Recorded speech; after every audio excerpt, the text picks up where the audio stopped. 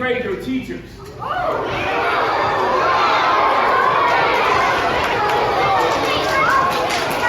listen, we're not going to give them a pass or fail and like that. What we're going to do is this. If they get up and do, I am responsible for me, they do a really good job, we're going to cheer real loud for woo! Come on, y'all can cheer better than that.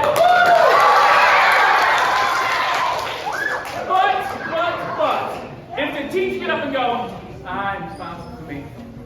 If they just do it like that, we're not going to boo them. We don't boo people, we cheer for people. If we cheer loud and cheer soft, we're still going to cheer for them, but instead we're going to cheer like this. So if they just do okay, we're still going to cheer for them, but we're going to cheer like this. All right. Teachers, are you ready? Say, oh yeah. Oh yeah. All right, teachers, stand up. Students, do not help them. Do not say anything to teachers. Do not help them. Here we go. 3, 2, 1, and freeze. All right, thank you for freezing. Now count down. That's great, students. Here we go, teachers. Whew, this is pressure. These kids can be tough. So y'all gotta bring it, teachers. Here we go. Ready?